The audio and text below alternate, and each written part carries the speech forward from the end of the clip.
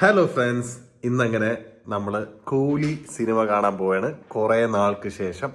First day first show. അപ്പോൾ ഫ്രണ്ട്സുമായിട്ടാണ് പോകുന്നത്. അപ്പോൾ പോകുമ്പോൾ പോണ വിശേഷങ്ങളെല്ലാം പറയാം. ഓക്കെ, നമ്മൾ നമ്മുടെ കാറിലാണ് പോകുന്നത്. ഇത് നമ്മുടെ കാറാണ്, ക്രെറ്റ. സർവീസ് കഴിഞ്ഞ് കൊണ്ടുവന്നതേ ഉള്ളൂ. അപ്പോൾ കൂട്ടിയൊക്കെ ഇട്ടിട്ടുണ്ട്. അപ്പോൾ okay guys,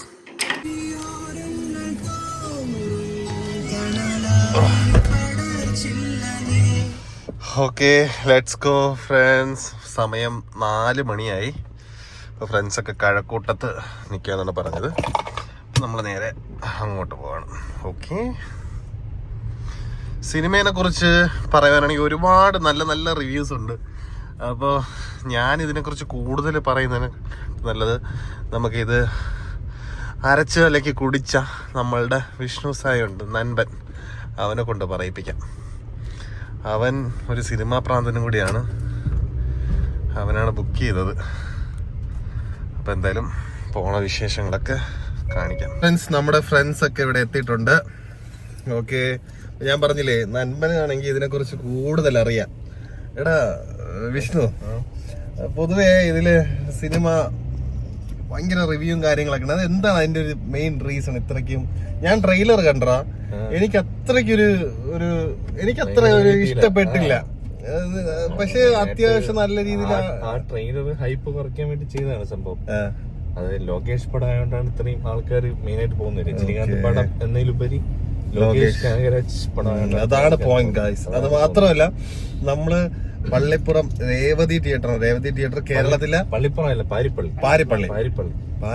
പാരിപ്പള്ളിയില് Revathi theatre. ഏരീസിൽ ticket കിട്ടിയില്ല.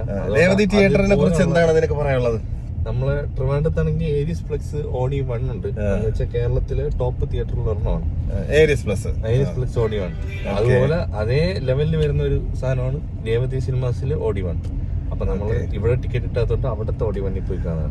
അങ്ങനെ നമ്മൾ ഫസ്റ്റ് ഡേ ഫസ്റ്റ് ഷോ കാണാൻ പോവാണ് ഗൈസ്. അപ്പോൾ എന്തായാലും പോണ വിശേഷങ്ങളൊക്കെ നമ്മൾ വഴിയേ കാണിച്ചു തരാം. ഓക്കെ, അങ്ങനെ നമ്മൾ ഇവിടുന്ന് കണിയാപുരം കഴിഞ്ഞു ഫ്രണ്ട്സ്. ഇനി ഏകദേശം 35 കിലോമീറ്ററോളം ഉണ്ട് ഇവിടുന്ന് പാരിപ്പള്ളി വരെ. ഇനി ഒരാളും കൂടെ വരാനുണ്ട്, അയാൾക്ക് വേണ്ടി വെയിറ്റ് ചെയ്യാണ്. ആളിവിടെ വന്നിട്ടുണ്ട്. പിന്നെ ബാക്കി പോണ കാര്യങ്ങളൊക്കെ നമുക്ക് നോക്കാം. അങ്ങനെ നമ്മളൊരു ഫ്രണ്ട് കൂടെ എത്തിയിട്ടുണ്ട്.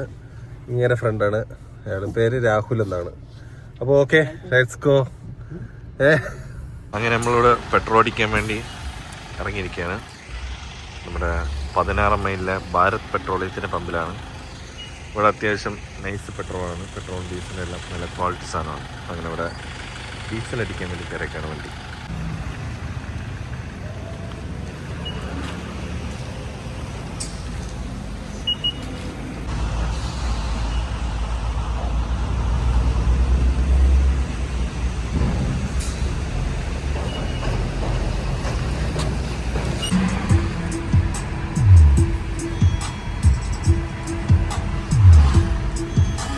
തട്ട് കട.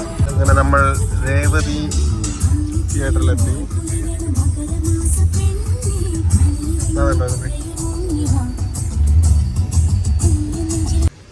നമ്മുടെ കാർ ഇവിടെ പാർക്ക് ചെയ്ത് ഇതാണ് തിയേറ്റർ ഫ്രണ്ട്സ്.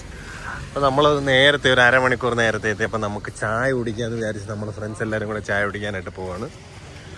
അപ്പം എന്തായാലും ചായ കുടിച്ചിട്ട് വരാം. ഓക്കെ, മനോജ് ചേട്ടൻ നല്ല റാം പാക്ക് നടക്കുകയാണ്. ക്യാമറ കണ്ടു കഴിഞ്ഞാൽ ഇങ്ങനെയാണ് എപ്പോഴും.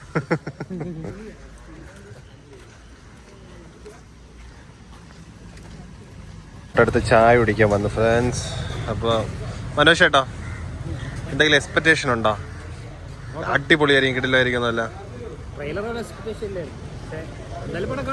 അത്രേ ഉള്ളൂ, പൂർണ്ണ മൈൻഡൊന്നും ഇല്ലല്ലേ അളിയ? നിനക്ക് എങ്ങനെയാ, എക്സ്പെക്ടേഷൻ വല്ലതും ഉണ്ടോ?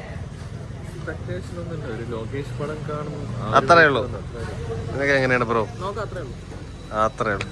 നീ ഇത്ര മാന്യനാ എങ്ങനെയാടാ ഇപ്പൊ?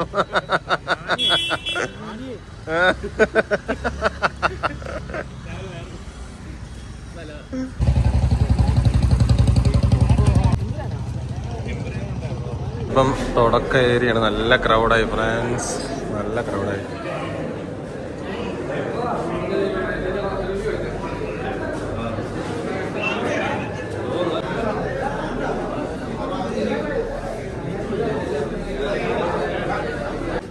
അടിപൊളി തിയേറ്റർ ഗൈസ് ആണ്. സ്ക്രീൻ വലിയ സ്ക്രീനാണ് കേട്ടോ, നല്ല വലിയ സ്ക്രീനാണ്. ഇവിടെ സീറ്റിംഗ് സ്പേസ് ഇത്രയുണ്ട്.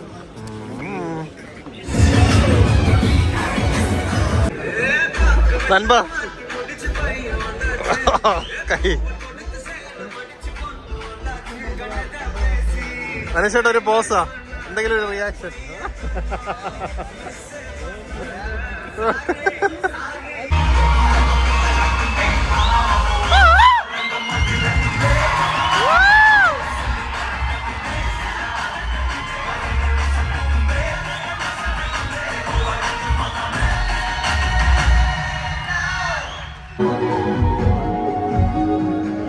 ഹലോ ഫ്രണ്ട്സ്, അങ്ങനെ സിനിമ കഴിഞ്ഞു.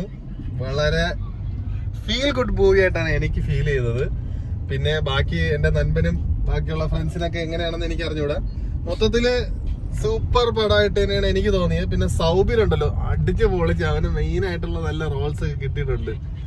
അവൻ നല്ല മെയിൻ ആയിട്ടുള്ള കാര്യങ്ങളൊക്കെ അവന് അതിൽ കിട്ടിയതായിട്ട് തോന്നി. പിന്നെ രജനീകാന്തിന്റെ ആ പഴയ ആ ഒരു സ്റ്റൈലും ആ ഒരു ലുക്കൊക്കെ കറക്റ്റ് അതിൻ്റെ അകത്ത് ഉണ്ടായിരുന്നു.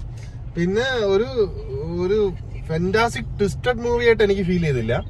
ജസ്റ്റ് നോർമലി ഒരു ഫീൽ ഗുഡ് ആയിട്ട് തന്നെ തോന്നി. പിന്നെ രണ്ടു മൂന്ന് കാര്യങ്ങളിലൊക്കെ പിന്നെ കുറച്ച് കാര്യങ്ങളൊക്കെ പറയാൻ പറ്റാത്ത കാര്യങ്ങളൊക്കെ ഉണ്ട്. അതൊക്കെ ഞാൻ പറഞ്ഞു കഴിഞ്ഞാൽ ആ സിനിമയുടെ ആ ഒരു ഫീൽ നിങ്ങൾക്ക് നഷ്ടപ്പെടും കാണാത്തവർക്ക്. അപ്പൊ അതാണ് എനിക്ക് മെയിൻ ആയിട്ട് തോന്നിയത്. എന്നാൽ അതിനൊക്കെ എങ്ങനെയാണ് നിനക്ക് സിനിമയെ കുറിച്ച് വിലയിരുത്താൻ പറ്റിയ കാര്യങ്ങൾ പറയും? എനിക്കൊരു ആവറേജ് പടമായിട്ടാണ് തോന്നിയത്.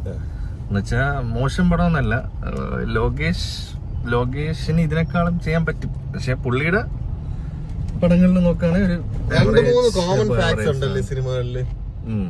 2-3 കാര്യങ്ങളിൽ പല സിനിമകളായിട്ട് കോമൺ ഫാക്ട്സ് കുറെ പടങ്ങളായിട്ട് കോമൺ ഫാക്ട്സ് ഉണ്ടല്ലേ. പക്ഷെ പടം എന്താ പറയുന്നത്, ഒരു ലോകേഷ് പടം അല്ലാണ്ടൊരു നോർമൽ വേറൊരു സംവിധായകൻ എടുത്തുന്ന രീതിക്കൊക്കെ കണ്ടു കഴിഞ്ഞാൽ ഈ പടം ഇതിന്റെ പ്രോപ്പർ റിവ്യൂ അവന്റെ ചാനൽ എന്തായാലും വരും. ഇപ്പൊ ഞാൻ ജസ്റ്റ് കോമൺലി പറയുന്നേ ഉള്ളൂ. മനോജ് എന്താണ് അഭിപ്രായം?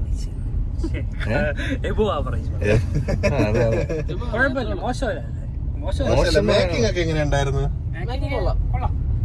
ലോകേഷ് അതെന്തായാലും കോംപ്രമൈസ് ചെയ്യില്ല. ലോകേഷ് അടിപൊളിയായിട്ട് കാര്യങ്ങളൊക്കെ ചെയ്തല്ലേ. അടിപൊളിയാണ്. തിയേറ്റർ വാച്ച് ചെയ്യാൻ പറ്റിയ പടം. അല്ലാണ്ട് OTT വന്നു കഴിഞ്ഞാൽ ഇതൊരു ലിയോ പോലെ ലിയോ ഒക്കെ പിന്നെ ആ ഒരു ഫ്ലാഷ് ബാക്ക് മറ്റേ നമുക്ക് റിപ്പീറ്റ് ആയിട്ട് കാണാൻ പറ്റുന്ന പടമാണ്. അതിൽ ചില സീനൊക്കെ ഇടയ്ക്കിടയ്ക്ക് കാണാൻ പറ്റും. പക്ഷെ ഇത് റിപ്പീറ്റ് വാച്ച് ചെയ്യാനുള്ള സാധനമൊന്നുമില്ല. ഇതില് അങ്ങനെ ഒരു കുറച്ച് നല്ല കിട്ടുന്ന സീൻ ഉണ്ടെന്നല്ലാണ്ട് റിപ്പീറ്റ് വാച്ചിനുള്ള ഐറ്റം ആയിട്ട് തോന്നിയില്ല പടം. പക്ഷെ തിയേറ്ററിൽ ഒരു നല്ല വൈബ് ഓഡിയൻസിന്റെ കൂടെ ഒന്ന് കണ്ട നൈസാണ്, അടിപൊളിയാണ്. അതാണ് മെയിൻ ആയിട്ടുള്ള കാര്യങ്ങൾ.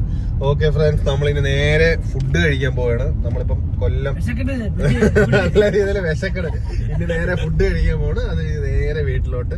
അപ്പൊ ഇന്നത്തെ വ്ലോഗ് പരിപാടികളൊക്കെ കഴിഞ്ഞിട്ടുണ്ട്.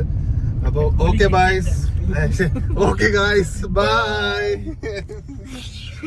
അങ്ങനെ കൂലി കണ്ടിട്ട് നമ്മൾ തലൈവരുടെ ഭാഷ ഹോട്ടലിൽ ഫുഡ് കഴിക്കാം. ഭാഷ തകർത്തിട്ട് ഭാഷ